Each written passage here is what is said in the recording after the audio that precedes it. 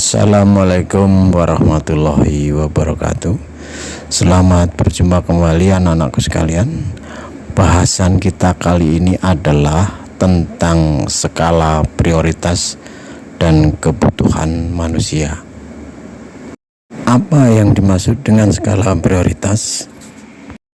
Skala prioritas ialah sesuatu yang dirasa lebih penting dibandingkan yang lain yang harus dikerjakan atau diselesaikan terlebih dahulu. Lalu apa tujuan kita membuat skala prioritas?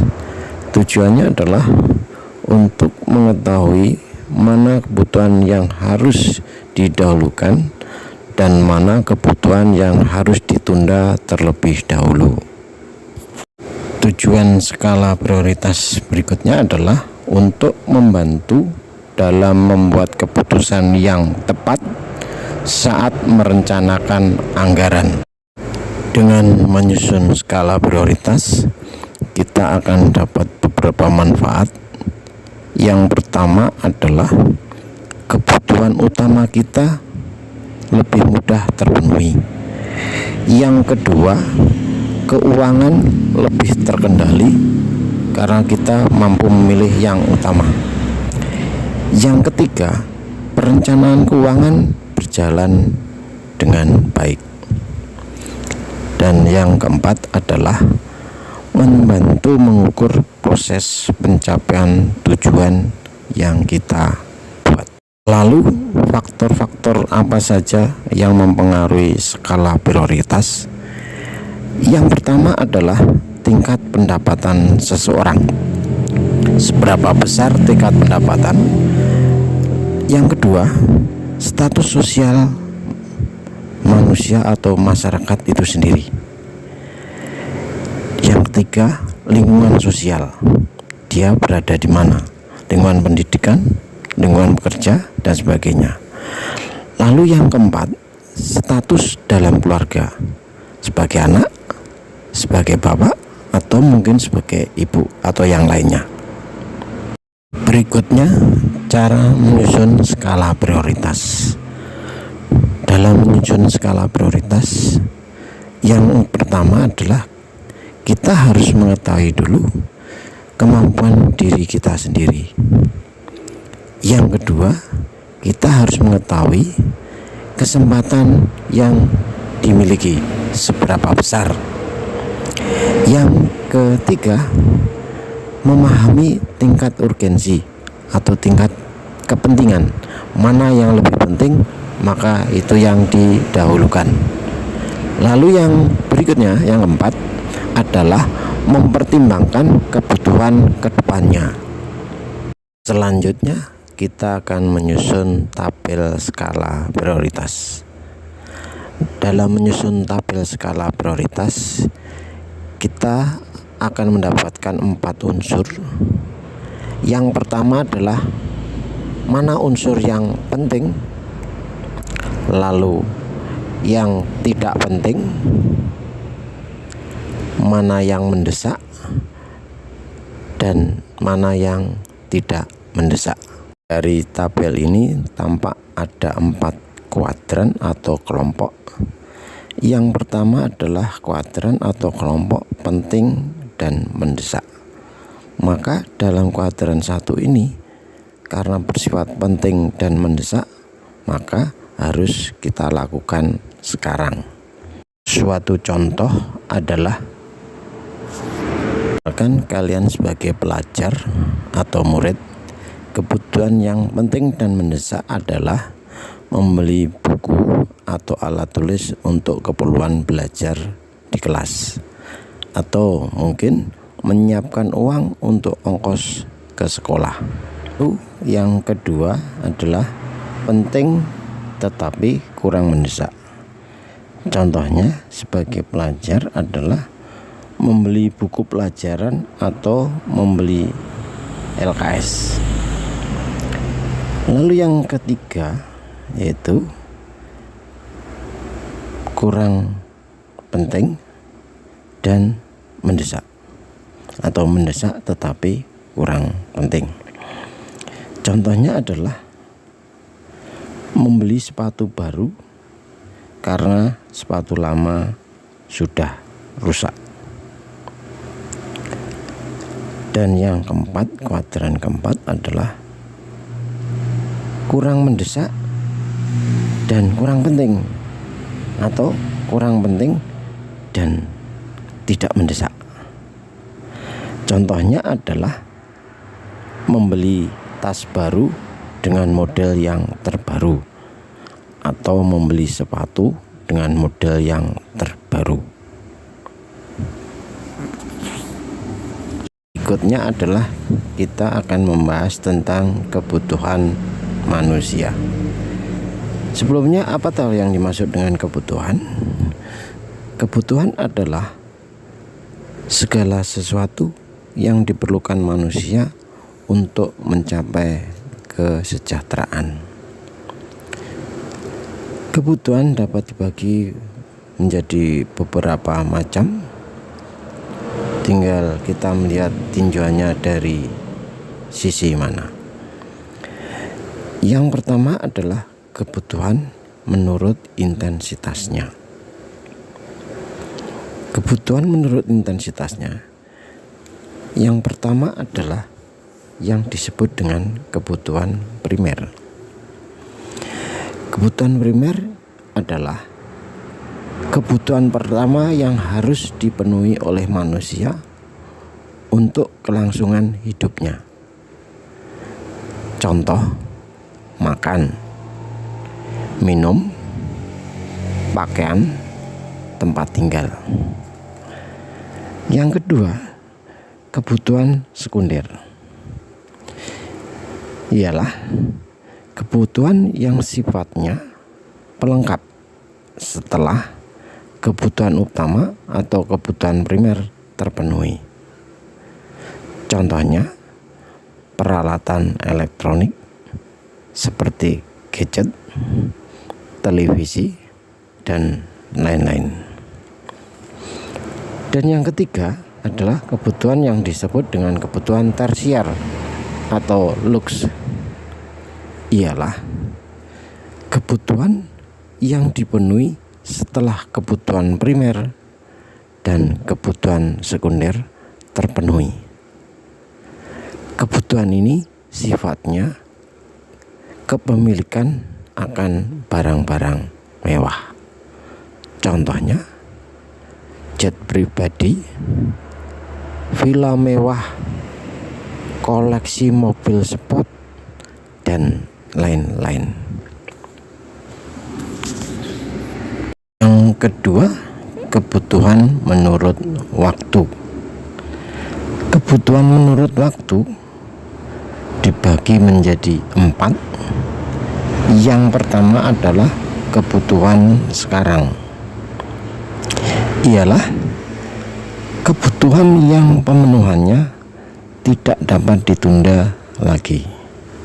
Misalnya, ketika haus atau lapar, maka kita harus minum atau makan untuk mengatasinya.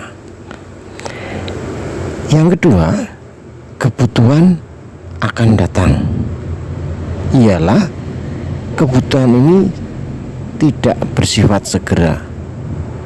Contohnya adalah tabungan. Yang ketiga, kebutuhan menurut waktu yang ketiga adalah kebutuhan tidak terduga. Ialah kebutuhan yang harus segera dipenuhi ketika ada sesuatu yang terjadi secara tiba-tiba atau di luar rencana. Contohnya, ketika segera dirawat dan diberi obat karena sakit. Yang keempat, kebutuhan menurut waktu ialah kebutuhan sepanjang waktu. Ialah kebutuhan yang tidak terbatas, bisa terus dipenuhi hingga batas tertentu. Contohnya, belajar ilmu baru. Bagian kebutuhan berikutnya adalah pembagian menurut sifat. Yang pertama adalah kebutuhan jasmani. Kebutuhan jasmani ini adalah berkaitan dengan fisik manusia.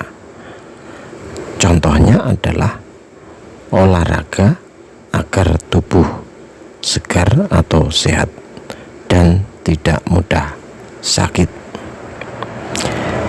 Yang kedua, kebutuhan menurut sifat yaitu kebutuhan rohani. Ialah kebutuhan tidak tampak secara nyata karena dirasakan secara batiniah, sehingga memunculkan rasa bahagia, gembira, lega, dan sebagainya. Contohnya adalah ibadah, siraman rohani, atau kasih sayang dari orang tua ataupun pasangan. Kebutuhan berikutnya adalah kebutuhan menurut subjek.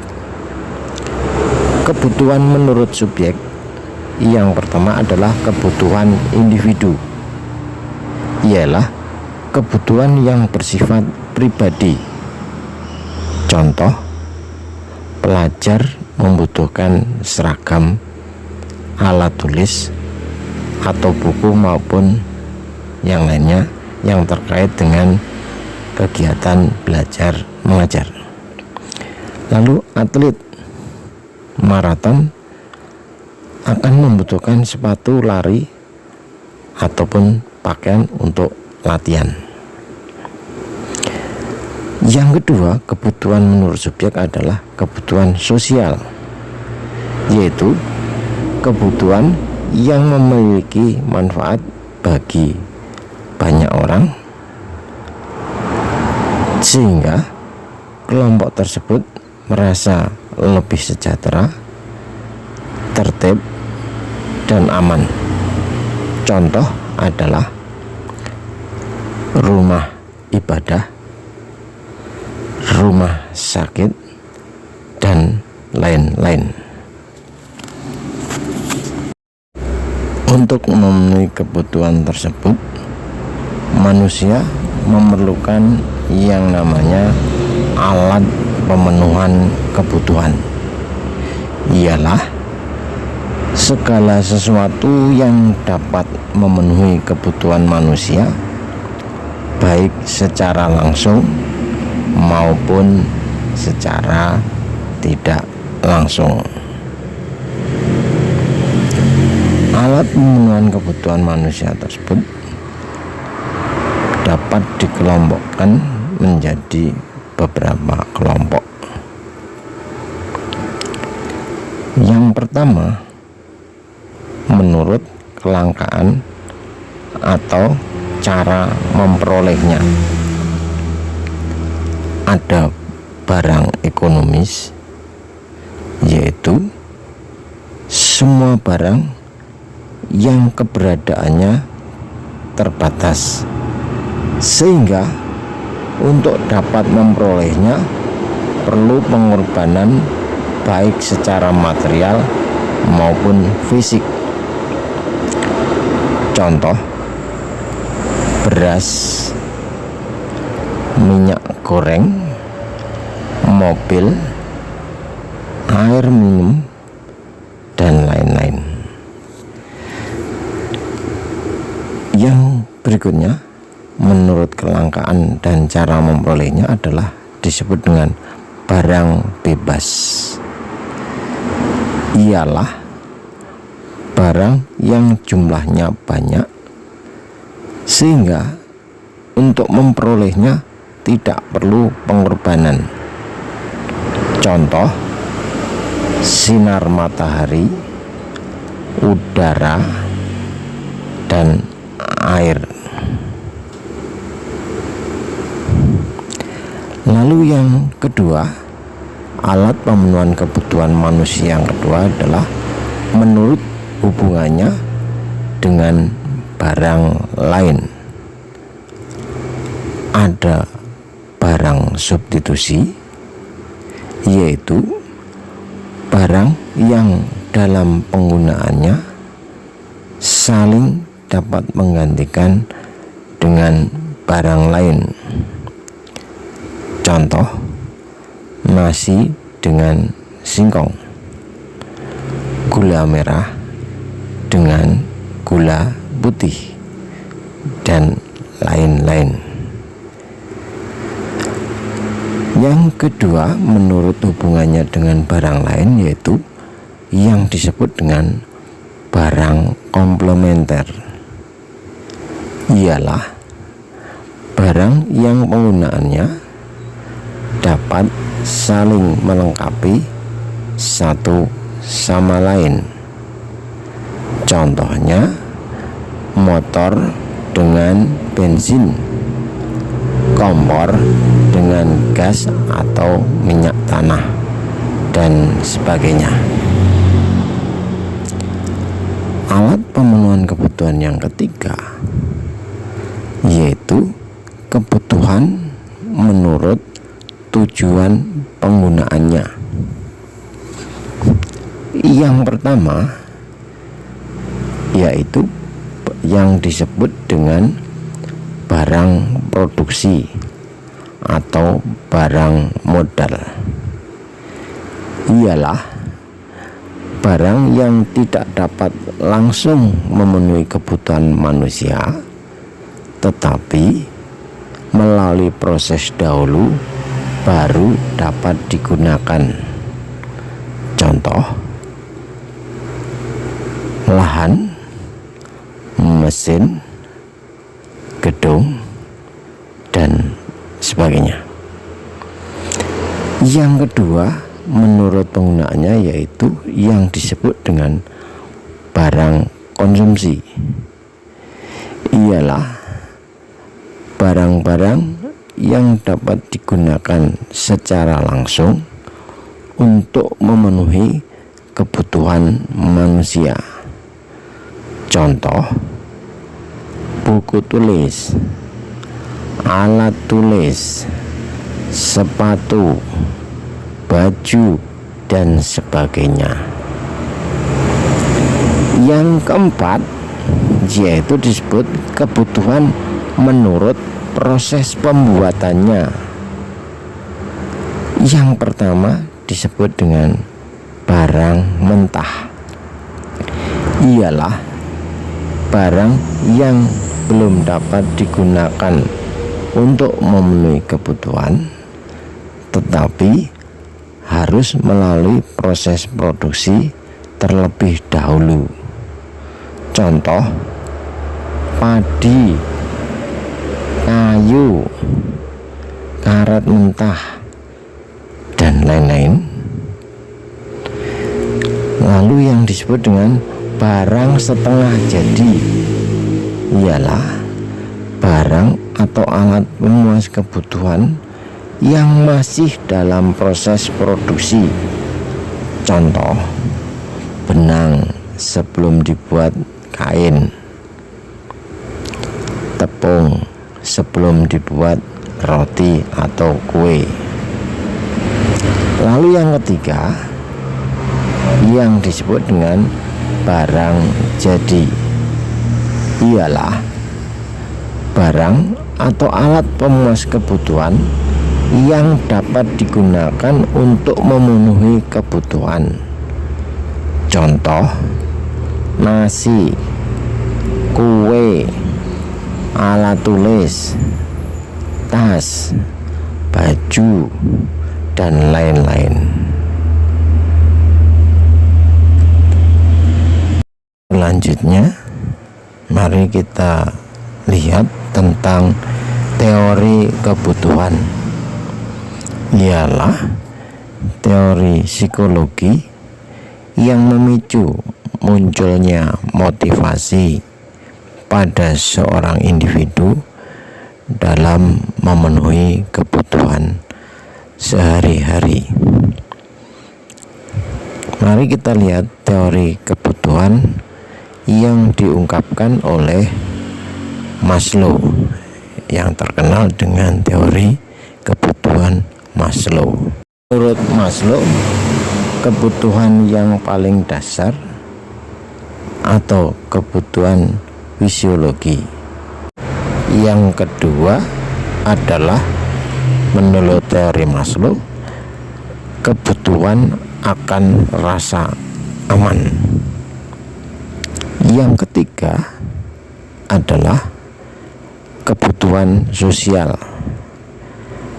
kebutuhan akan rasa cinta, kasih sayang, serta hak kepemilikan.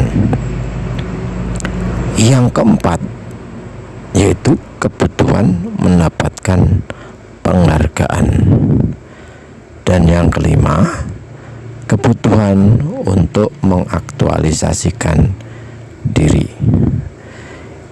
Itulah teori kebutuhan yang diungkapkan oleh Maslow.